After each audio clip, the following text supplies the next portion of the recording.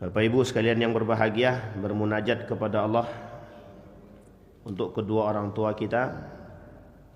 Mudah-mudahan Allah memberikan tempat terbaik kepada orang tua kita yang telah mendahului kita. Allah kumpulkan kelak bersama orang-orang yang soleh. Allah terima amal ibadahnya. Untuk orang tua kita yang masih hidup, sehat, kuat, husnul khatimah. Keluarga yang kita bina, keluarga yang sakinah, mawaddah, warahmah, menghasilkan generasi-generasi pejuang insyaallah. Generasi-generasi Salahuddin Al-Ayyubi, generasi-generasi Muhammad Al-Fatih, generasi Khalid bin Walid, dan para sahabat-sahabat Nabi. Amin ya rabbal alamin. Baik Bapak Ibu sekalian yang berbahagia, bagaimana kabarnya Bapak Ibu, sehat? Ibu-ibu sehat, ibu-ibu? Ibu-ibu ini yang paling semangat memang. Kalah semangatnya Bang Endar. Insyaallah. Di dalam Al-Quran Allah berfirman, "Falamma nasu ma dzukkiru bihi fatahna 'alaihim abwaaba kulli syai'in hatta idza farihu bima utu akhadnahum baghtatan fa idza hum mublisun." Mublisun diambil dari kalimat ablasa yublisu, iblis. Iblis, ablasa yublisu. Ada kalimat yang serupa tapi tak boleh tertukar. Namanya albasa yulbisu. Libas, labisa yalbasu. Albasa yulbisu, memakaikan. Kalau istilah dalam nikah itu hunna libasul lakum wa antum libasul lahunna. Libas, pakaian, menutupi. Tapi berseberangan dengan kalimat yang satunya lagi, ablasa yublisu. Balas, balasa yablisu. Ablasa yublisu, menyelimuti. Sebenarnya beda-beda tipis saja. Ablasa itu kalau bahasa lainnya iblis. Iblis itu apa? Makhluk, Ustaz. Oh ya, itu juga kita tahu. Kalau iblis itu makhluk, ya kita paham. Tapi itu kan secara makna. Mublisun, kata Allah. Mereka yang mereka yang memakai pakaian iblis. Di dalam Al-Quran itu, ini ayatnya sahih. Karena ini ayat Al-Quran.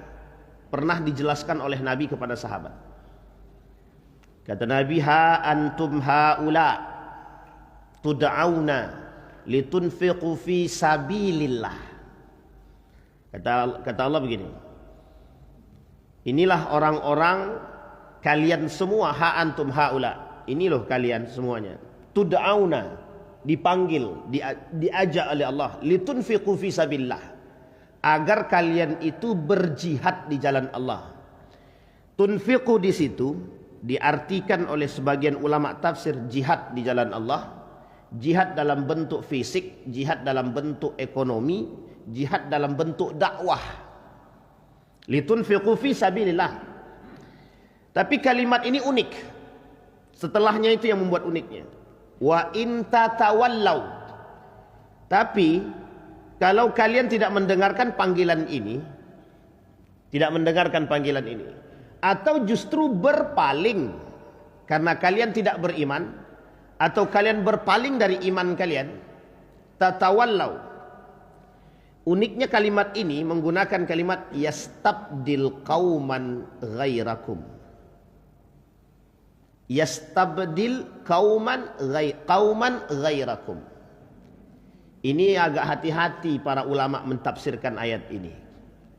Apa kata Allah? Kalau kalian berpaling, kata Allah, akan datang kelompok lain yang akan menggantikan kalian. Thumma la yakunu amsalakum. Kata Allah, tidak akan ada yang datang yang serupa setelahnya, gitu. Itu Nabi sedang duduk dengan sahabat. sedang duduk dengan sahabat. Ketika sedang duduk dengan sahabat, sahabat nanya begini sama Nabi. Kata sahabat itu, lah terus nanti yang menggantikan kami kalau ada yang berpaling siapa? Ini bukan dalil cocokologi, hadisnya begitu bunyinya. Nabi bilang begini, diangkat sama Nabi tangan, dilalah. Ketika itu duduk di samping Nabi seorang pemuda yang gagah. Duduk di samping Nabi. Kata Nabi, min qaumi hadza, dari kaumnya dia nih, pemuda ini. Tahu Bapak Ibu siapa yang duduk samping Nabi ketika yang dipegang oleh Nabi pundaknya? Salman Al-Farisi. Farsi. Itu ayatnya jelas itu. Boleh dibuka dalam surat Muhammad 38. Yang menjelaskan ayat itu bukan para ahli tafsir, bukan, Nabi. Nabi yang menjelaskan ayat itu. Nabi bilang kaumnya Salman gitu ya. Bukan Salman ya, kaumnya Salman. Jadi kalau kaumnya Salman berarti Salman berasal dari mana? Faris, Persia. Jadi pagi ini judul kita penaklukan Konstantinopel dan peran ulama. Nah, itu judul kita pagi ini. Jadi biar ada darah-darah juang pula kita kan. Biar setiap hari kerjanya cuma menyampaikan persoalan jihad aja. Biar ada semangat juang berjihad kita sesekali. Kalau zaman Pak Soeharto, Sayyid Qutb judulnya itu jihad. Bukunya haram diterbitkan. Kalau sekarang ini mudah-mudahan boleh untuk dipelajari dan kita pelajari bersama tentang fikih jihad itu sesekali. Siapa tahu bangkit pula semangat jihad kita. Meskipun tak boleh keluar, ya setidaknya jihad di dalam negeri inilah. Jihad untuk kebenaran. Itu yang dimaksud oleh Allah dalam surat Muhammad tadi 38 itu. Kalau kalian tak mau jihad tak apa-apa, tapi jangan banyak komentar, nanti kami ganti dengan yang lain. Ternyata benar kan, setelah diganti komentar semua. Inilah itulah segala macam, terlepas daripada pengkerdilan dan lain sebagainya. Salah satu strategi orang barat itu, orientalis itu, untuk melemahkan Islam itu bukan dari lisan mereka, tapi dari lisannya orang muslim itu sendiri. Kalau mau lihat umat muslim itu mudah dipengaruhi, tengok sekarang. Kalau dulu kita agak susah untuk melihatnya, tapi lihat sekarang. Begitulah mudahnya memprovokasi umat muslim sekarang. Memprovokasi dengan bahasa yang sederhana saja. Sebenarnya kalau kita mau menelaah kalimat yang sederhana dalam Al-Quran, in ja'akum fasiqum binaba'in fatabayyanu.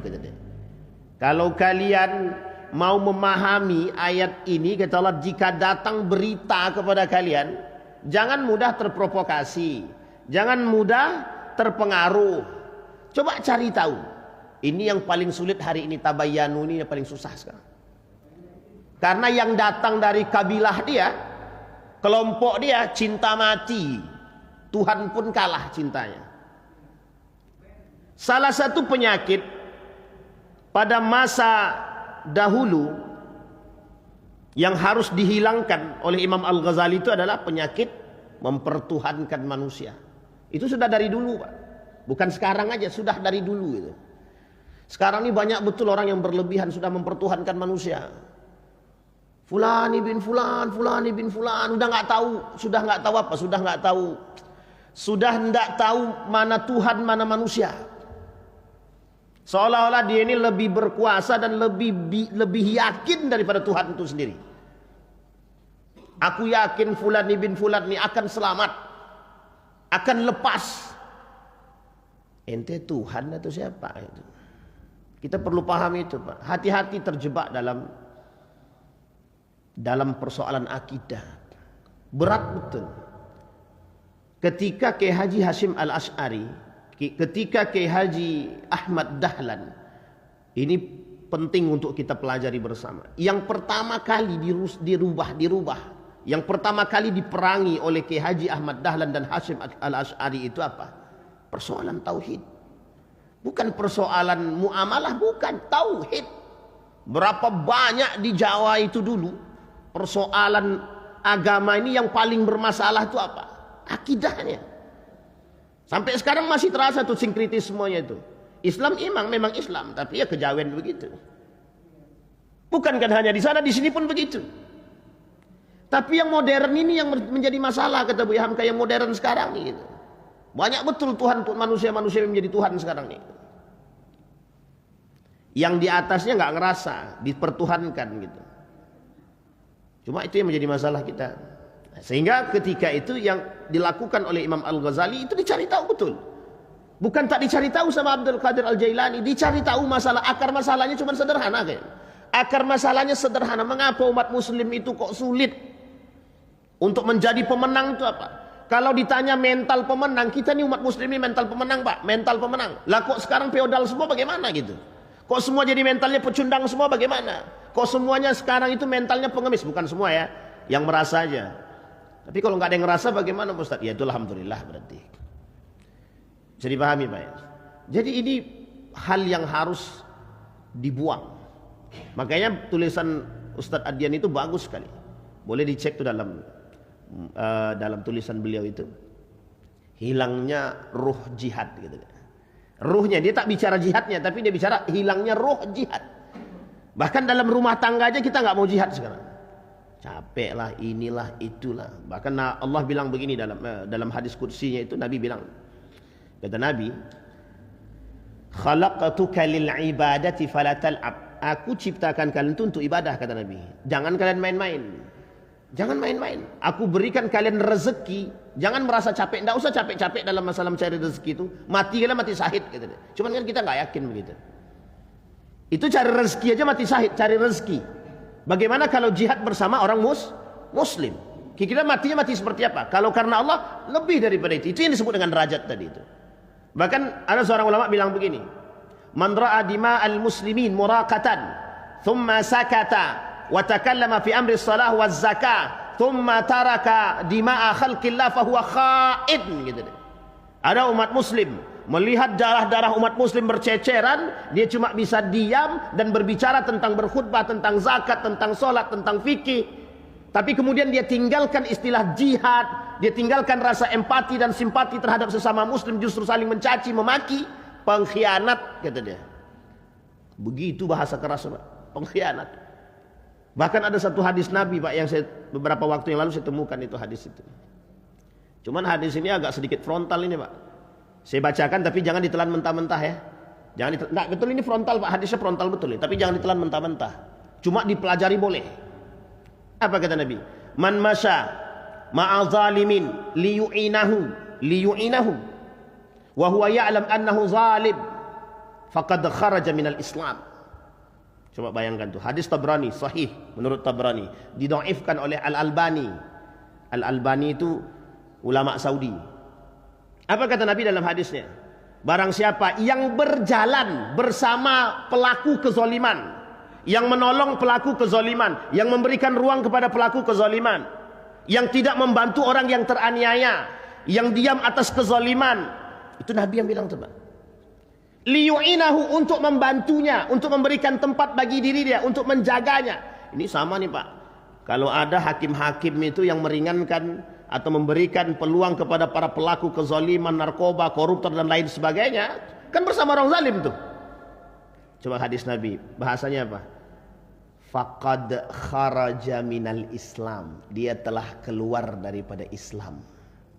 Na'udzubillah, tsumma na'udzubillah. Ini kalau dibacakan kepada para aparat-aparat, oh ini ngeri juga nih Pak. Serius Pak. Ngeri betul. Makanya hadis ini frontal, saya bilang tadi, hadis ini frontal.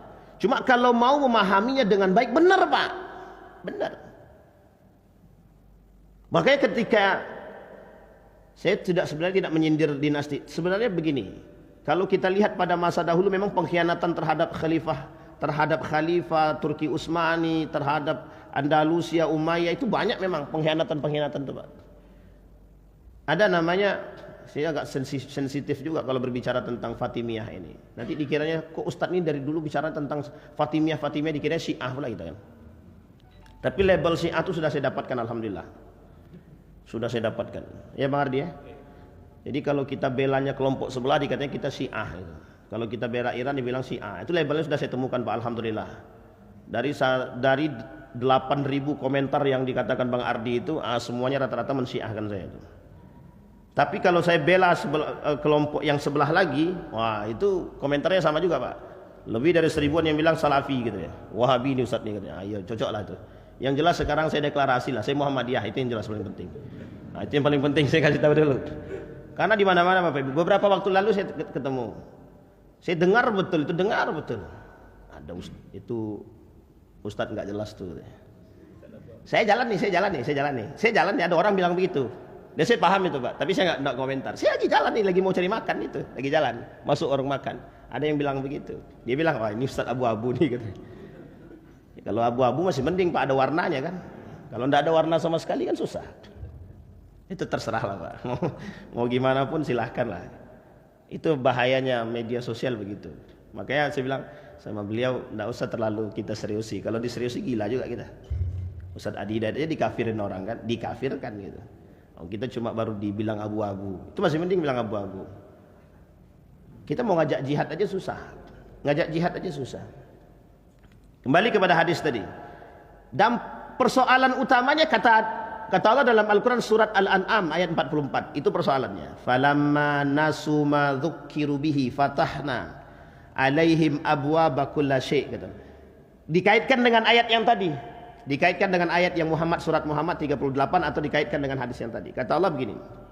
Kalau mereka sudah mulai tidak lagi beriman kepadaku, kata Allah, itu sebabnya ada. Apa sebabnya? Mereka lupa dengan ketentuan Allah, mereka lupa dengan Allah. Itu kalimatnya. Tatawallau itu penyebab mereka menyimpang apa? Lupa dengan Allah. Mereka sudah lupa ketika cinta terhadap manusia berlebihan, mereka lupa itu dengan Allah. Mereka lupa dengan segalanya. Maka kata Allah, falamma nasu ma dzukkiru bihi, ketika kami turunkan segala sesuatu buat kalian, mereka lupa dengan kami. Justru baiknya Allah kalimat selanjutnya. Apa kata Allah? Kalimat selanjutnya itu, fatahna alaihim abwaaba kulli syai'. Kami bukakan untuk kalian semuanya. Ambil untuk kalian semuanya, kata Allah. Setiap segala sesuatu celah-celah duit itu kami kasih. Kami buka nih, duit ini, ambil, kata Allah. Cuman uniknya kalimat selanjutnya, hatta idza farihu, sampai mereka betul-betul sampai sudah pada puncaknya kegembiraan yang mereka terima, bima utu, dari apa yang kami berikan, akhadnahum baghtatan, kata Allah. Kami ambil sedikit demi sedikit dari mereka. Ini ketika mereka lupa. Fa idzahum mublisun, kata Allah. Itulah orang-orang yang menyelimuti, orang-orang yang tertipu dengan strateginya iblis. Begitu cara iblis membuat kita jauh dengan Allah. Bayangkan, ini kita cerita Konstantinopel. Muhammad Al-Fatih mimpinya di umur 12 tahun. 12 tahun mimpinya apa? Bapak Ibu tahu mimpinya? Muhammad Al-Fatih di umur 12 tahun. Dia cuma bilang begini, dalam mimpinya itu, mimpinya menaklukkan Konstantinopel. Itu mimpinya dia. Saya berharap ada anak-anak sekarang, anak-anak lahir itu yang umur 12 tahun atau 15 tahun itu, ketika ditanya apa cita-citamu? Cita-citaku adalah menaklukkan Amerika. Itu cocok, itu enak. Itu kalau ada mimpinya begitu. Jadi ketika Muhammad Al-Fatih ini ditanya cita-citamu apa di umur 12 tahun? Jawabannya apa? Menaklukkan Konstantinopel. Ternyata Bapak Ibu, 7 turunan dari Muhammad Al-Fatih ini, ternyata dalam sejarah itu 7 turunan dari Muhammad Al-Fatih ini, mulai dari Osman, Murad I, Mehmed, Murad II, termasuk Murad II ini bapaknya Muhammad Al-Fatih. Itu mulai dari Osman, Omar, itu sampai Muhammad Al-Fatih. Apa harapannya? Satu saja, menaklukkan Konstantinopel. Jadi turun temurun Pak, mereka menceritakan dari yang ketujuh lah, dari yang ketujuh itu si Utsman ini dia bercerita kepada anaknya. Apa harapan dia? Harapannya adalah ingin menaklukkan Konstantinopel. Anaknya menceritakan kepada Murad I. Apa keinginannya? Menaklukkan Konstantinopel. Anaknya si Murad ini bercerita kepada Mehmed. Kata Murad kepada Mehmed ingin menaklukkan Konstantinopel. Kata Mehmed kepada anaknya, dikata bahwa ingin menaklukkan Konstantinopel. Sampai yang kelima. Yang keenam Murad II. Apa kata Murad II? orang tuaku ingin menaklukkan Konstantinopel. Mehmet II cerita Murad II cerita kepada Muhammad Al-Fatih anaknya, ingin menaklukkan Konstantinopel. Terjadi pada masa siapa jadinya? Muhammad Al-Fatih. Berarti 7 turunan, Pak. Jadi kalau Bang Endar mau menaklukkan Amerika butuh waktu 7 turunan. Dari Bang Endar sampai 7 turunan. Oh, nah, ini uniknya. Itu pula bedanya Ketua Basnas. Kembali kepada poin, Pak. Pertanyaannya adalah, apakah Muhammad Al-Fatih ini menaklukkan Konstantinopel itu dengan tangan kosong, tanpa ada perjuangan? Tidak. Cita-cita dia di umur 12 tahun ketika ditanya itu. Bapak Ibu tahu, Muhammad Al-Fatih ini dalam sejarah itu menjadi khalifah termuda ketika diangkat menjadi sultan. Itu umurnya 12 tahun. Dilengserkan. Naik lagi di umur 19 tahun. Di umur 21 tahun, berarti 22 tahun lamanya, dari 19 tahun menjadi 21 tahun dia berhasil menaklukkan Konstantinopel. Jadi umurnya menaklukkan Konstantinopel itu 21 tahun. 2 tahun setelah dia naik menjadi sultan yang kedua kali. Pertanyaannya mudah. Apa pertanyaannya? Apakah Muhammad Al-Fatih menaklukkan Konstantinopel itu dengan tangan kosong tanpa ada perjuangan? Tidak. Bahkan sudah dibuat, sudah disiapkan dari dahulu. Cita-cita dari awal keluarganya cuma satu, menaklukkan Konstantinopel. Ustaz, Konstantinopel itu mana? Romawi. Romawi itu mana lagi?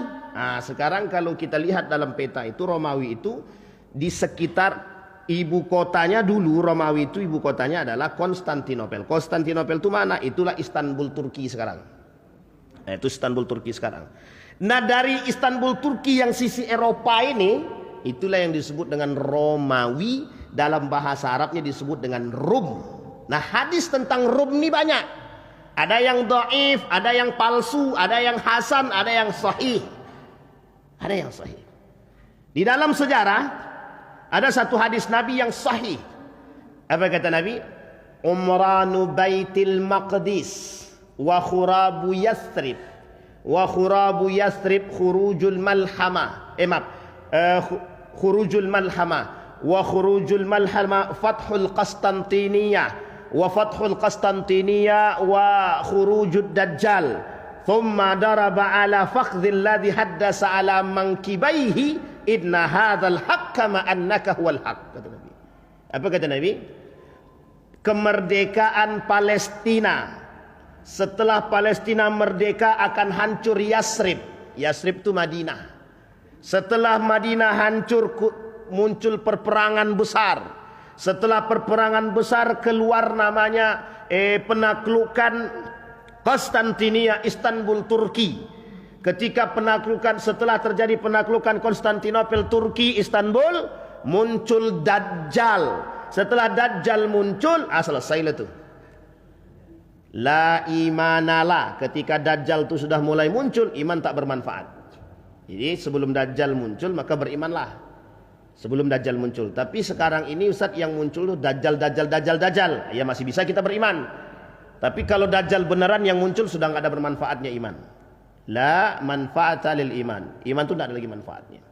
Bisa dipahami Bapak Ibu ya? Hadisnya begitu. Kemerdekaan Palestina. Kalau prediksi 2027 itu prediksi yang bisa dihitung melalui umur, yang bisa dihitung dari perkataan Allah dalam Al-Quran menurut beliau.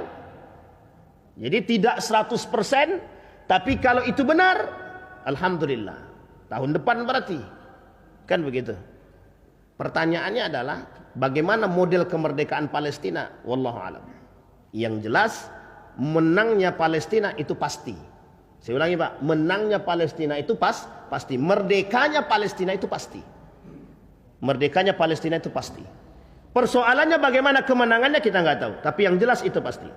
Di dalam hadis Nabi ada berapa kali penaklukan Konstantinopel? Ada 2 kali. Apakah 2 kali ini melalui hadis Nabi sebagai bentuk nubuat, atau memang 1 kali tapi belum terjadi?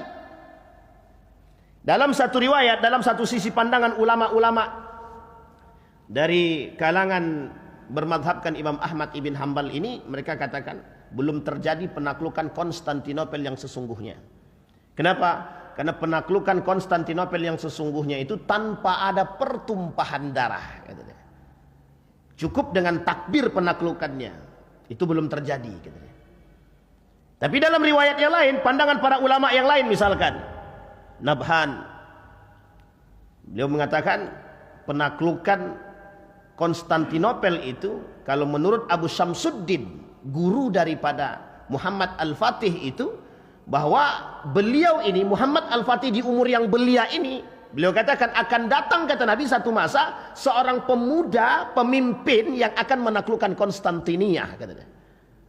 Akan datang satu pemuda yang akan menaklukkan Konstantinopel. Menurut Abu Syamsuddin tadi, ulama yang hidup pada masa Muhammad Al-Fatih yang menjadi guru kemenangan maknawi atas penaklukan Konstantinopel itu Abu Syamsuddin namanya. Itu peran ulama. Makanya ada tulisan mengatakan begini, penaklukan Konstantinopel dan peran ulama pada masa itu. Jadi ini poin penting. Kalau kita kaitkan dengan Muhammad Salahuddin Al-Ayyubi, nampak kata Imam Al-Ghazali, runtuhnya Islam ketika itu sebabnya dua, keilmuan, keulamaan. Dalam pandangan Hamid Fahmi Zarkasi, posisi ulama itu posisi yang sangat strategis. Kuat dia imannya, bisa bangkit. Lemah imannya, hancur semuanya. Bisa dipahami Bapak Ibu ya. Jadi tolak ukur kita ulama, Pak Ustaz, benar. Kalau ulamanya kuat iman, aman kita. Tapi kalau ulamanya jual agama, itu yang menjadi masalah kita. Apalagi naudzubillah. Pokoknya kita tepis tuh Pak, kita tepis itu.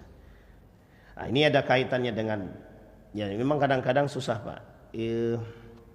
Penyimpangan agama ini betul-betul berat lah. Kembali kepada poin tadi. Jadi ketika Abu Syamsuddin mengatakan dalam hadis, yang dimaksud oleh Nabi dalam hadis itu adalah, kata Abu Syamsuddin dengan sangat yakin mengatakan bahwa yang dimaksud oleh Nabi itu adalah pemuda ini. Jadi lama Pak, dari masanya Nabi mengatakan hadis tersebut belum terbukti.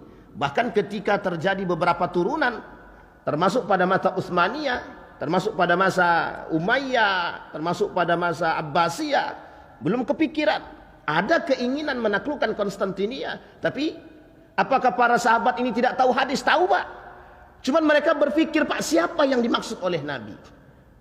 Ternyata baru bisa ditaklukkan Romawi itu, Konstantinopel pada saat itu adalah pada masa Muhammad Al-Fatih. Makanya disebut di situ Muhammad Al-Fatih. Cuma kata sebagian kalangan, banyak sekali dongeng-dongeng di balik cerita tersebut. Itu tergantung penulis sejarah. Jadi sejarah itu tergantung siapa yang menulis. Bisa dipahami Bapak Ibu ya? Sejarah itu tergantung siapa yang, kalau yang menulisnya jujur, penuh dengan iman Pak, kuat imannya, insya Allah yang dia tuliskan benar. Tapi kalau yang dia tuliskan itu dengan nafsu dia, ya selesai kita Pak. Apa contohnya? Contohnya adalah yang mengatakan nama Zulaikhah. Istri siapa itu? Nah, itu tidak ada dalam hadis yang sahih sama sekali itu. Jangankan sahih, Hasan tak ada, dhaif aja tidak ada. Yang ada dari hadis-hadis dhaif jiddan ada satu hadis, namanya Zulaikhah. Tapi Bapak Ibu harus tahu dari mana cerita itu. Cerita itu muncul dari Israiliyat namanya. Pengaruh-pengaruh orang-orang pada masa dahulu dari sisi orang-orang kibal Israel ini membangun cerita. Dan itu masuk dalam beberapa tafsir, termasuk salah satunya tafsir Ibnu Katsir dan Jalalain. Dan itu masuk banyak di beberapa kitab, itu banyak. Termasuk persoalan hadis-hadis Israiliyat. Tapi terlepas daripada itu, contoh film Nabi Yusuf, contoh film Umar bin Khattab, Nameh, Ali bin Abi Thalib, kemudian Abu Bakrin Siddiq, kemudian beberapa cerita-cerita yang lain, itu banyak di CCTV 2. Kalau tidak dia Syiah, yang kedua itu pasti Israel. Israiliyat maksudnya, Israiliyat, bukan Israelnya, Israiliyat. Israiliyat itu cerita-cerita dusta lah, tambahan-tambahan. Itu banyak dibuat-buat. Dia ada dua memang yang kita temukan, yang kami temukan dalam persoalan film ini, cara mereka merusak kita ya, itu ada dua memang. Satu dari sisi teman-teman Syiah itu ada, dari sisi kalangan Syiah itu ada. Dulu rame betul itu, Al-Manar dan lain sebagainya itu. Yang kedua dari sisi Israiliyatnya, cerita yang diada-adakan, cerita yang dibuat-buat, dan itu banyak sekali. Israel, dari mana Bapak Ibu tahu bila Israel itu? Tidak ada cerita dalam hadis Nabi, begitu juga dalam Al-Quran. Malaikat maut itu namanya Israel itu tidak ada. Gak ada. Namanya malakul maut. Kalimatnya malakun. Malakun itu jamak daripada malaikat tadi. Malak, jamak dari malaikat 1, 2, 3. Nah, di antara malaikat-malaikat maut ini ada kepalanya, ketuanya. Nah, bukan Israel, tidak ada nama Israel itu, tidak ada. Jadi nama Israel itu dibuat oleh Israiliyat tadi, cerita-cerita Israiliyat saja. Bagaimana dengan lagu Bila Israel itu Ustaz? Bila Israel datang itu. Yang penting namanya nggak ada. Boleh dicek dalam hadis yang sahih, hadis yang hasan itu tidak ada. Jadi banyak kalau cerita, kalau untuk merusak kita ini banyak cerita-cerita banyak. Saya temukan itu di beberapa tahun belakangan ini, sekitar 2-3 tahun lah. Kan kebetulan anak saya sekolah juga di sekolah-sekolah Islam hari ini kan. Cuma memang ya itu tadi, ya kita mau menyalahkan secara frontal tidak bisa juga. Kita harus menggunakan pendekatan. Dan ternyata mohon maaf ya, ternyata pengaruh orang-orang yang berada di sekeliling pembuat buku itu besar. Contohnya dulu ada buku tentang soal ujian tentang agama Islam. Dalam soal tersebut dia berbicara tentang persoalan siapa? Persoalan Al-Hasan wal Husain. Tahu kan maksudnya kemana kalau begini kan? Secara ini sudah bisa paham nih kemana arahnya. Mesti Syiah. Itu mesti segitu. Kedua, buku paket. Itu pernah buku paket itu bergambar babi. Di nama siapa? Umar bin Khattab. Itu pernah lewat buku itu. Akhirnya cepat diklarifikasi dan dirubah. Begitulah caranya. Dan banyak lagi cerita-cerita Israiliyat yang lain itu banyak. Termasuk persoalan-persoalan yang tadi kita sampaikan. Dan memang Bapak Ibu banyak cerita-cerita yang terbangun berdasarkan kadang cerita pribadi, kemudian berdasarkan pengetahuan-pengetahuan yang sifatnya tidak tertulis. Ya tidak bisa kita salahkan juga kalau memang ternyata tergantung siapa yang berbicara. Makanya kejujuran itu penting. Termasuk persoalan sejarah tadi. Baik, kita kembalikan Konstantinia tadi Pak. Nah sekarang pertanyaannya adalah bagaimana caranya membangun seorang pemuda seperti Muhammad Al-Fatih? Kita kan berharap betul bisa lahir seorang pemuda seperti Muhammad Al-Fatih, yang mimpinya saja, cita-citanya saja ingin menaklukkan Konstantinopel. Dan ini yang harus kita pikirkan. Bagaimana tentang kemunculan seorang pemuda yang bernama Muhammad Al-Fatih. Sekarang kita lihat, apakah garis keturunan dari Murad II tadi, apa yang dilakukan oleh Murad II ini untuk melahirkan generasi yang cinta jihad, cinta perang. Oh, Ustaz, dia dari keturunan khalifah, sultan. Tidak semua, Pak. Orang biasanya kalau dia dari anak seorang pejabat, pemimpin, biasanya kan mesti menikmati dong. Menikmati fasilitas dan lain sebagainya. Sekarang pertanyaannya, begitukah dengan Muhammad Al-Fatih? Tidak. Kemarin saya pernah kita ceritakan di sini.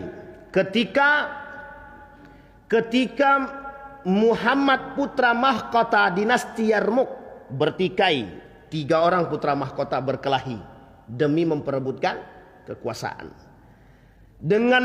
Dengan mudahnya Khalifah Muhammad ini, putra mahkota Muhammad ini, membunuh ibu dari saudara seayahnya. Itu ibu dari saudara seayahnya. Hanya karena jabatan posisi khalifah di dinasti Yarmuk. Itu dinasti Yarmuk. Bagaimana dengan yang lain? Ya itu yang kita khawatirkan. Jadi kalau ada yang mengatakan bahwa apakah setiap anak sultan itu menjadi pejuang? Tidak. Tidak. Tidak banyak bahkan yang menularkan semangat jihad itu. Tapi pada masa dinasti Abbasiyah, pada masa dinasti Umayyah, banyak yang menularkan semangat jihadnya, cuma tidak mendapatkan posisinya. Bisa dipahami ya Bapak Ibu ya? Nah, ini dalam sejarah begitu. Sehingga perlu dipahami. Nah kemudian pertanyaan kemudian muncul. Apa yang dilakukan oleh Murad II untuk melahirkan generasi itu? Dalam setiap bahasan Murad II itu cuma satu Pak, yang dia kemukakan kepada setiap siapapun. Dia berharap punya generasi pejuang yang menaklukkan Konstantinopel. Wajar Pak kalau seandainya anaknya lahir dalam bahasannya cuma menaklukkan Konstantinopel. Karena ayahnya sudah menceritakan dari awal, dari dia lahir dia bisa berbicara, yang disampaikan oleh Murad kepada anaknya adalah bagaimana menaklukkan Konstantinopel. Jadi kalau anak kita yang kita sudah lahir bisa berbicara, engkau nanti harus jadi orang kaya ya, engkau harus jadi pejabat ya, itu yang terbenak dalam otaknya sekarang. Pokoknya engkau harus jadi anggota dewan, harus jadi presiden, harus jadi wakil presiden, harus jadi menteri, silahkan. Tapi di situ sisipi makna juang itu. Oke, kita ini kehilangan ruh jihad tadi, ruh pejuang tadi. Ditambah ketika label daripada terorisme itu pernah muncul di Indonesia pada masa dahulu, yang dilabeli kepada pesantren. Dan itu tidak bisa kita lupakan bahwa posisi labeling ini pernah terjadi pada masanya. Sehingga mohon maaf Pak, pengaruh orang-orang barat ketika itu termasuk Amerika untuk menghilangkan istilah jihad itu dalam tubuh umat muslim itu serius, tidak main-main. Dan itu programnya adalah program dimasukkan ke dalam model, baik itu sifatnya buku ataupun kurikulum pendidikan dan lain sebagainya. Sehingga kita tak melahirkan generasi yang suka jihad. Sekarang ini bukan kita tidak sedang mencela generasi, tidak. Tapi perlu adanya perhatian yang serius dari kita untuk menciptakan generasi-generasi yang sifatnya pejuang. Kalau kita mau melahirkan generasi emas dalam bahasa sekarang, 2040 terserah, 2045 terserah. Karena memang itu mungkin masanya, tapi harus dimulai dari, mohon maaf, Muhammad Al-Fatih itu dimulai dari siapa? Dari cucu-cucu, dari eyangnya, dari uyutnya Pak. Salahuddin Al-Ayyubi 40 tahun dalam masa tekanan 50 tahun sebelum lahir. Itu tekanan Pak. Islam dalam tekanan karena tekanan yang mereka terima dari tentara salib, mereka bisa membangun Pak. Tapi kata Imam Al-Ghazali, tak bisa langsung jihad, tak bisa. Dekatkan dia dengan perbaiki dulu akidahnya, perbaiki dulu Islamnya, perbaiki dulu imannya kan. Ini persoalan kita sekarang. Dan itu menjadi persoalan serius hari ini. Hari ini persoalan serius. Kita tidak akan bisa menang kalau mohon maaf kita tak punya iman yang kuat. Tidak akan Pak. Tidak akan. Itu bahasanya begitu. Kenapa kok Ustaz yakin betul? Ya begitu, memang harus yakin Pak. Karena posisi orang yang tidak beriman itu, ketika sekalipun dia berjihadnya bukan untuk Allah Pak. Itu kalau orang yang berjihad tanpa iman, bersungguh-sungguh tanpa iman. Baik, kita lihat sekarang apa perannya Syamsuddin dalam membentuk karakter Muhammad Al-Fatih ini. Nah, di sini poin penting Pak. Jadi kita berharap nih, berdoa betul kalau adalah para ulama yang duduk di samping para pemimpin dan pejabat. Nah, ini pentingnya Pak, ini pentingnya. Cuma yang harus kita lihat dari psikologinya dulu. Muhammad Al-Fatih masih muda. Gurunya sudah tua. Oke ya. Gurunya nih ulama besar, tapi sudah tua. Sudah tua. Muhammad Al-Fatih masih muda. Sampai di sini paham ya? Bisa dipahami Bapak Ibu? Artinya apa? Seorang ulama yang beriman dan umurnya cukup untuk menasehat yang lebih mudah dari bawahnya, maka ada kemungkinan besar untuk didengar. Tapi kalau sebaliknya, pejabatnya sudah tua, pemimpinnya sudah tua, leadernya sudah tua, ulamanya masih sangat muda sekali, Cuma ada dua kemungkinan. Kalau dia tidak kuat iman, dia akan mengikuti. Ini hadisnya sahih, Pak. Kata Nabi begini, manisdada minas sultani qurban wa masdada minallahi illa bu'dan. Ini tentang hadis akhir zaman juga. Manisdada minas sultani qurban wa masdada minallahi illa bu'dan. Kalaulah mereka mulai mendekat kepada, ini mereka ya, mereka disebut sini yang mengerti agama, mendekat kepada pemimpin, tidaklah mereka bisa dekat kecuali mereka akan jauh daripada Allah.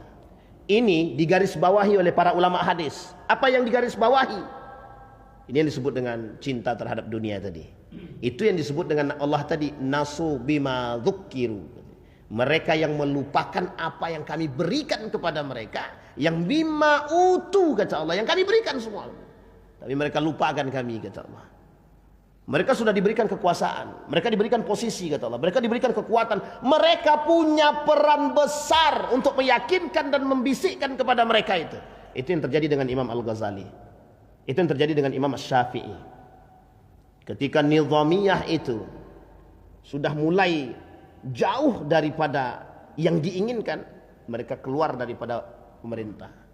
Jadi kita butuhnya yang begitu.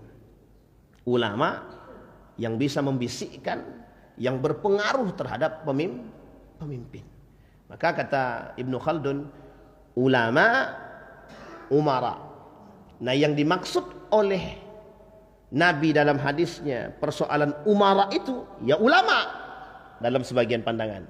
Tapi pandangan lain mengatakan umara itu pemimpin.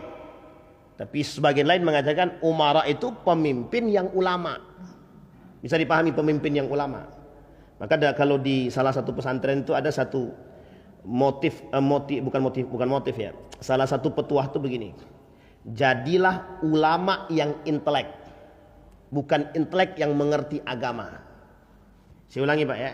Jadilah ulama yang intelek, bukan intelek yang mengerti agama. Tahu Bapak Ibu maksudnya apa? Kalau dia ulama yang intelek itu penting Pak. Cerdas, ulama yang cerdas, diulamakan dulu Pak. Ulama dulu baru dia harus cerdas yang lain. Itu yang terjadi dengan sekarang. Yang terjadi dengan dahulu. Lahirnya Ibnul Hayyan, dialimkan dulu Pak, agamanya dialimkan dulu. Lahirnya Ibnu Khaldun, lahirnya Al-Jabar, lahirnya para ulama-ulama ilmuwan-ilmuwan muslim, cerdaskan dulu mereka secara agama. Meskipun itu ikhtilaf sebagian, tak ada masalah. Yang jelas mereka pegang dulu. Tapi bukan intelek yang mengerti agama.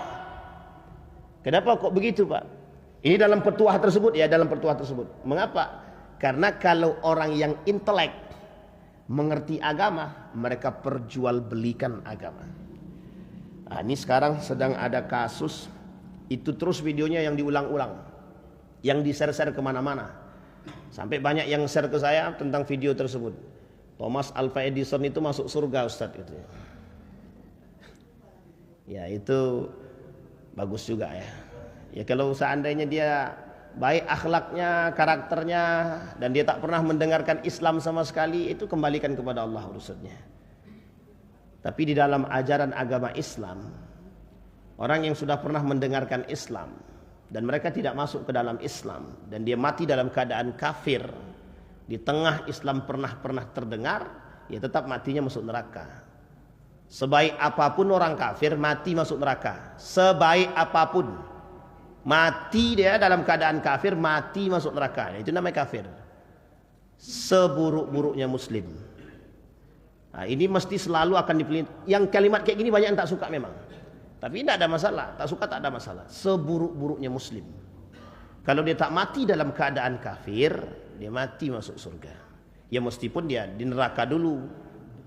Tapi kan kita nggak tahu Pak. Makanya mohon maaf, ketidaktahuan kita tentang posisi diterima atau ditolaknya ibadah kita nih, disitulah kita itu berjuang Pak, berjuang beribadah. Coba Bapak Ibu sedang duduk, tiba-tiba tebayang ditampakkan oleh Allah, ibadahmu sekian, setiap hari ditampakkan. Oh kira-kira kamu pasti masuk surga. Kira-kira tetap ibadah atau bermaksiat kita? Begitu dia. Ya ibu-ibu ya. Ibu-ibu mau masuk surga kan? Baik. Nah, sekarang apa yang harus dilakukan oleh seorang Syamsuddin untuk meyakinkan bahwa Muhammad Al-Fatih ini adalah memang yang akan menaklukkan Konstantinopel. Bapak Ibu, dalam sejarah, dalam catatan sejarah itu sempat ada keraguan di kalangan para ulama bahwa yang dimaksud oleh Nabi itu bukan beliau.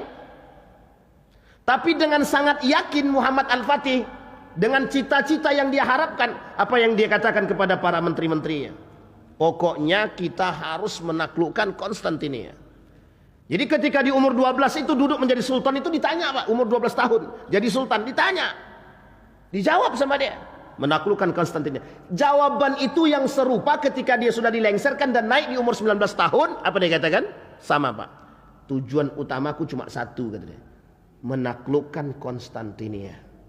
Jadi ketika ditanya, ketika dia duduk di umur 19 tahun itu ditanya, program utama dari dia menjadi seorang khalifah itu cuma satu, kata dia, menaklukkan Konstantinia. Dibangunlah strategi oleh beliau. Salah satu strategi yang dibangun ketika itu oleh Abu Syamsuddin ini, Syekh Syamsuddin ini bersama Muhammad Al-Fatih. Mohon maaf, Pak, ya, pengaruh besarnya begini. Apa kata Syekh Syamsuddin kepada Muhammad Al-Fatih? Berikan pemahaman keagamaan, serukan masalah jihad dan semangat berjuang kepada masyarakat kita, kepada para panglima-panglima itu. Apa bahasanya, Pak? Mati masuk surga, mati syahid dalam berjuang masuk surga. Makanya resolusi jihad Kiai Haji Hashim Al-Asy'ari itu perlu dikaji ulang dan perlu diangkat kembali mungkin untuk saat ini. Bisa dipahami, Bapak Ibu, ya? Dan ternyata, Bapak Ibu, selama Muhammad Al-Fatih, mulai dari dia lahir, di masa orang tuanya, Murad II tadi, sudah dididik langsung oleh seorang ulama yang bernama Syamsuddin tadi. Bapak Ibu pernah dengar cerita Maryam? Maryam pernah cerita kisah Maryam? Siapa pendidiknya? Siapa? Zakaria. Zakaria itu siapa? Siapa Zakaria itu? Nabi. Yang mendidik Maryam itu Nabi. Maryam melahirkan generasi Nabi. Apakah Maryam Nabi? Tidak. Pertanyaannya, Maryam baik gak akhlaknya? Orang pendidiknya Nabi. Paham maksudnya, Bapak Ibu? Ini dalam dunia pendidikan. Coba tinjau dari sisi pendidikan. Sama seperti Syamsuddin tadi. Ayahnya mengatakan Murad II ini, kalau dididik oleh orang yang tidak memiliki iman, hancur. Sama istilah begini, anakku mau hafal Quran, Ustaz. Di mana sekolahnya, Pak? Ya, di sekolah yang tidak hafal Quran. Kira-kira jadi nggak tuh penghafal Quran? Itu bahasanya begitu, Pak. Sama. Kalaulah nilai juang itu tidak diterapkan oleh seorang pejuang, tidak akan jadi, Pak. Tidak akan jadi. Kalaulah yang mendidik itu bermentalkan feodal, bermentalkan pecundang, maka hasilnya pecundang, Pak. Hasilnya pecundang. Ustaz, kok begitu kali? Memang, Pak, memang itu. Karena kalau kita dididik dengan mentalnya feodal, kita akan jadi feodal. Kecuali kita setelah dididik keluar daripada pendidikan itu dan kemudian kita cari pendidikan yang lain, menyesuaikan dengan lingkungan tersebut. Makanya sekarang ini, Pak, kita ini diberikan, dididik dengan mental-mental begitu. Ya, kita tidak sedang berangan-angan, ya, tapi kita berharap ada nilai perjuangan itu yang kembali ditegakkan. Nilai perjuangan itu yang kembali ditanamkan. Bisa dipahami, Bapak Ibu, ya? Baik. Berapa lama? Apakah ilmu yang dipelajari oleh Al-Fatih bersama Syamsuddin? Yang pertama, ini yang pertama, Pak, ilmunya. Ini perlu dipahami. Syamsuddin mengajarkan kepada Al-Fatih ilmu yang pertama, Al-Quran. Ilmu Al-Quran. Itu yang pertama. Bukan materi, bukan fisika, bukan bahasa Inggris, bahkan bukan bahasa Indonesia, bukan juga olimpiade matematika. Kenapa Ustaz kok begitu sensitif banget dengan pelajaran begitu? Tidak sensitif saya, Pak. Cuma terlalu berlebihan manusia mengagungkan itu sekarang. Anakku, Ustaz, alhamdulillah. Sudah itu alhamdulillah pula lagi. Juara olimpiade, Ustaz. Saya tanya, emang anak ibu sudah hafal berapa juz? Oh, belum bisa baca Quran dia lagi Ustaz. Miris hati kita Pak, sedih kita. Makanya kalau Bapak Ibu lihat sekarang itu banyak para pemenang-pemenang lomba Al-Quran itu memang tak dapat apresiasi. Ya begitulah yang ingin saya tunjukkan kepada Bapak Ibu pandangan hari ini terhadap agama. Dr. Saidul Amin baru-baru ini kan berangkat ke Spanyol. Beliau menuliskan satu tulisan, bagus tulisannya. Saya senang betul dengan tulisan itu, saya baca itu tulisan ini. Betapa salah satu musuhnya orang-orang di sana itu, Andalusia, Isbani, kalau sekarang namanya Spanyol. Apa musuhnya? Dituliskan dalam tulisan tersebut. Salah satu musuh yang menjadi berat bagi mereka adalah Islamophobia, anti-Islam. Salah satu tujuan mereka menyebarkan paham Islamophobia di sini. Jadi gerakan Islamophobia itu gerakan masif yang harus disebarkan di seluruh dunia. Tujuannya cuma satu aja, melemahkan Islam. Materi yang diberikan tidak ada kaitannya dengan jihad. Bagaimana caranya meredupkan semangat jihad dalam tubuh umat muslim itu materinya Pak. Kau Ustaz yakin betul, sangat yakin sekali. Karena kalau itu yang diangkat, nih kita ambil cerita. Pemimpin muslim masuk dalam penjara. Tapi kenapa semangat jihadnya tetap berkobar? Karena yang ditanamkan dari awal adalah juang. Tidak ada istilah hidup ini tanpa perjuangan, tanpa jihad itu tidak ada Pak, tidak ada. Jadi kalau mau hidup tidak mau berjuang, mati aja. Itu petuah guru kami begitu. Hidup segan, bukan begitu. Saya lupa pula tadi. Tadi dah ingat tadi. Artinya pokoknya kata guru saya, kalau Anda hidup tidak bermanfaat, lebih baik Anda tidak lahir dan kami tidak mati. Gitu. Itu kata guru saya begitu. Siapa guru Ustaz itu? Itulah pimpinan pondok pesantren kami itu. Kata beliau, kalau Anda hidup tidak sebagai seorang pejuang dan tidak bermanfaat bagi manusia, sebaiknya kami tidak mati dan Anda tidak hidup, tidak lahir, tidak dilahirkan. Coba bayangkan. Dan beliau dalam petuah yang lain mengatakan, ya Allah, pokoknya kalau tidak mau hidup mati sajalah, gitulah pokoknya. Pokok terakhir mati sajalah kan gitu. Artinya kalau tidak ada manfaat ya nggak ngapain lahir gitu. Bisa dipahami Bapak Ibu. Yang kedua yang diajarkan oleh Syamsuddin adalah hadis.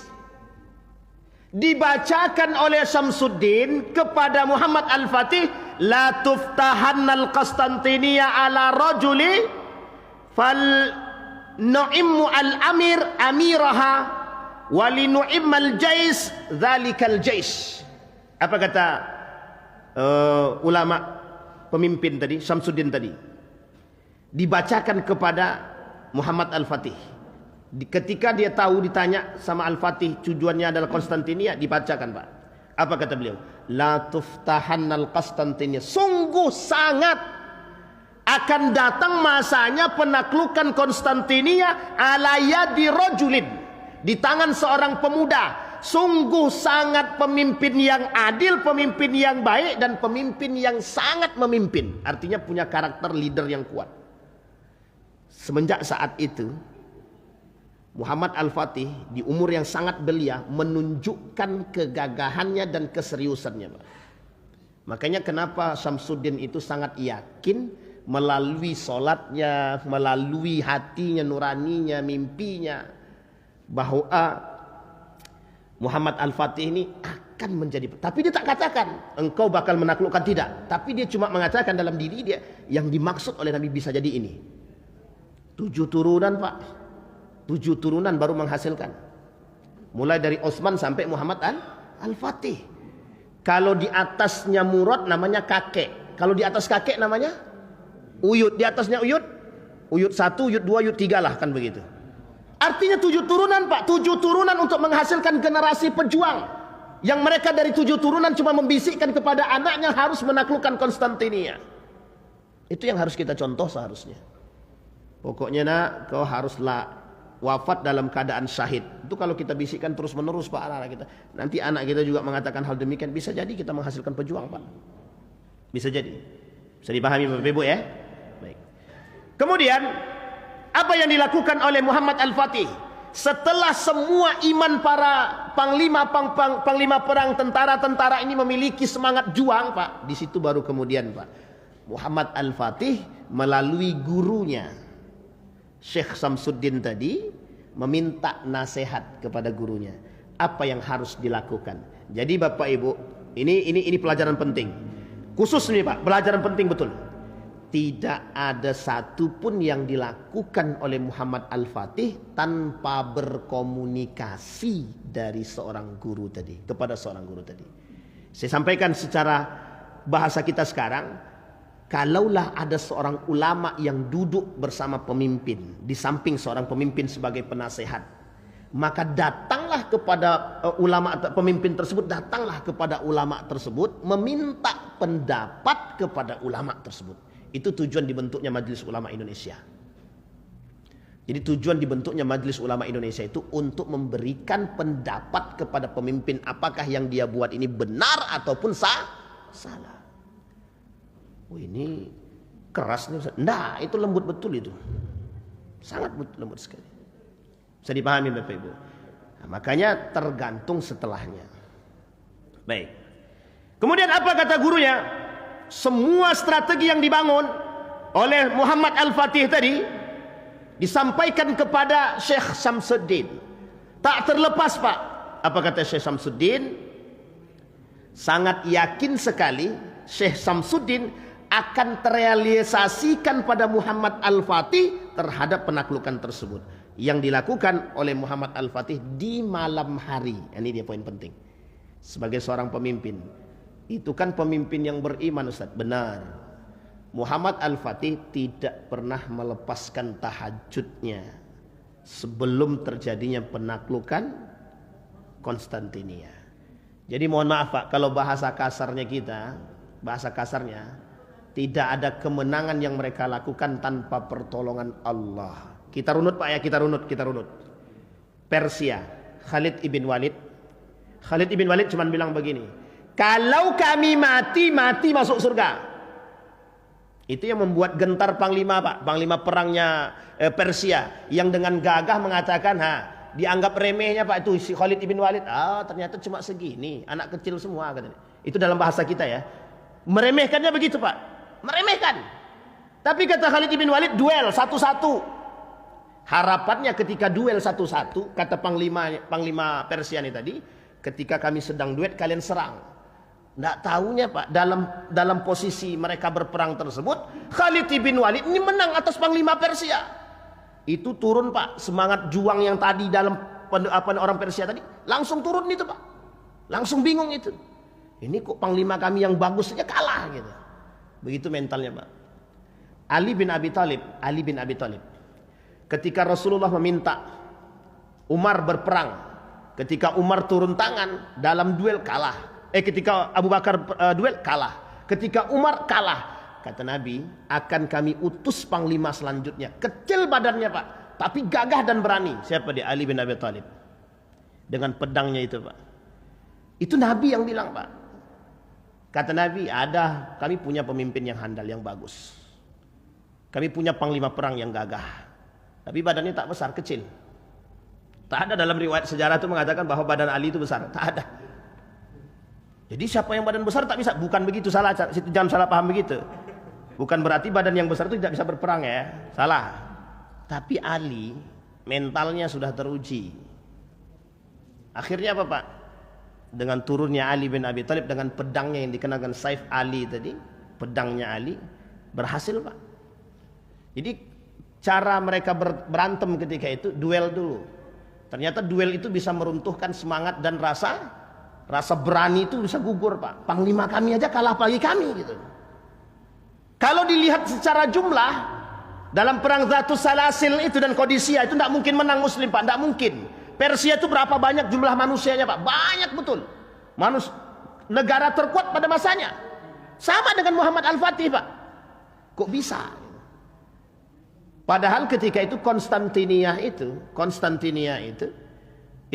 kalau bahasa sederhananya mustahil ditaklukkan, itu bahasa kasarnya. Tapi kalau bukan campur tangan Allah, harusnya kita sekarang begitu. Makanya ketika kita berpikir tentang persoalan Israel, Amerika, Yahudi ini, ya memang harus kita serahkan kepada Allah. Di samping kita punya semangat jihad, juang. Ini jangankan jihad, berperang, produk Israel aja masih dibeli, produk Yahudi aja masih eksis. Ya gimana kita mau? Ya mohon maaf Pak, Starbucks itu memang enak menurut mereka, KFC itu memang enak ayamnya, tapi mematikan kan. Cuman kan kita masih merasa nikmat itu. Bisa dipahami Bapak Ibu ya. Jadi yang disampaikan oleh Syekh Syamsuddin adalah apa kata Syekh Syamsuddin dalam pidatonya terhadap pasukan Utsmani ketika itu? Wahai tentara Islam, ketahuilah dan ingatlah bahwa Nabi SAW bersabda, Konstantinia akan bisa ditaklukkan di tangan seorang laki-laki. Maka orang yang memerintahkan di sana adalah sebaik-baik penguasa dan sebaik-baik tentara. Kita mohon kepada Allah yang maha suci dan maha tinggi, semoga dia memberikan kita taufik. Itu pidato daripada Syekh Syamsuddin sebelum mereka bergerak berperang. Berapa hari Ustadz penaklukannya? 2 hari. 2 hari itu, ini kita ambil ya. Ketika Persia kemarin cuma 3 hari oleh Khalid ibn Walid. Dalam bayangan mereka 1 bulan. Dalam bayangan tentara Persia itu tidak mungkin mereka kalahkan, paling sehari selesai. 3 hari Pak. Tapi ingat, perperangannya berkelanjutan, tidak hanya sekali. Pertama Zatu Salasil, yang kedua Qadisiyah, semua di bawah kekuasaan Persia ditaklukkan. Meskipun ketika itu di masa akhir kepemimpinannya Abu Bakrin Siddiq dan kemudian berganti kepemimpinan kepada Umar bin Al-Khattab. Nah, ini ada juga sedikit dramanya di situ. Bukan drama ya, ada bahasa lain, ketakutan Umar terhadap pengkultusan Khalid bin Walid di masa itu. Jadi Umar takut adanya pengkultusan terhadap Khalid bin Walid. Di tengah perperangan itu Umar mengutus beberapa utusan untuk mengganti Khalid bin Walid. Nah, itu ada cerita lain Pak. Insyaallah kalau kita nanti diketemukan lagi kita bahas itu. Orang yang diutus oleh Umar untuk menggantikan Khalid bin Walid. Takut khawatir pengkultusan. Karena bahasanya sudah muncul dan didengar oleh Umar bin Khattab. Apa bahasanya? Kalau Khalid ikut berperang pasti menang. Nah, itu bahasa yang tidak mau. Yang khawatir dan sangat ditakuti. Tengok kalimatnya Pak. Kenapa Umar takut pengkultusan terhadap Khalid? Yang rusak apa di situ? Akidah. Bisa dipahami Bapak Ibu ya? Mudah-mudahan Bapak Ibu dari cerita ini, raksasanya Konstantinopel saja bisa ditaklukkan, masa Amerika, Yahudi dengan jumlah kita yang sekian banyak ini nggak bisa kita taklukkan. Setidaknya Bapak Ibu, Anda berada di sebelah mana? Itu yang paling penting bagi kita. Keberpihakan seorang muslim terhadap seorang mukmin, antara yang hak dan yang batil, atau di antara 2 kebatilan, itu kita harus cerdas. Sebagai penutup, saya ambil satu kalimat dari Umar bin Al-Khattab. Laisal akil man ya'riful khaira bainas syarr. Tidaklah orang cerdas itu yang mengerti antara yang baik dan yang buruk. Tapi orang yang cerdas itu, kata Umar bin Khattab, yang tahu kebaikan di antara 2 keburukan. Ada keburukan, ada keburukan. Di mana di antara 2 keburukan ini yang yang paling nampak kebaikannya di antara 2 keburukan tersebut. Kalau bahasa kaidahnya akhafud dararain. Di antara 2 bahaya ini, mana yang paling sedikit bahayanya bagi kita? Itulah yang harus kita perjuangkan. Mudah-mudahan ada manfaat bagi kita semua. Berdoa kepada Allah. A'udzubillahi minasyaitonir rajim. Bismillahirrahmanirrahim. Hamdas syakirin, hamdan naimin, hamdan yuwafi ni'amahu wa yukafi'u mazidah. Ya Rabbana lakal hamdu kama yanbaghi li jalali wajhikal karim wa 'azimi sultanik. Allahumma faqihna fid din wa 'allimna ta'wil. Allahumma ansur man nasara ad-din wa akhdhul man khadhala al-muslimin. Allahumma rzuqna imaman 'adilah. اللهم ارزقنا إماما عادلا اللهم ألف بين قلوب المسلمين والمؤمنين اللهم ألف بين قلوب المسلمين والمؤمنين يا أرحم الراحمين اللهم انفعنا بما علمتنا وارزقنا علوما تنفعنا في الدين والدنيا والآخرة اللهم إنا نسألك خير هذا المكان وخير ما فيه وخير أهله ونعوذ بك من شر هذا المكان وشر ما فيه وشر أهله ربنا آتنا في الدنيا حسنة وفي الآخرة حسنة وقنا عذاب النار والحمد لله رب العالمين السلام عليكم ورحمة الله وبركاته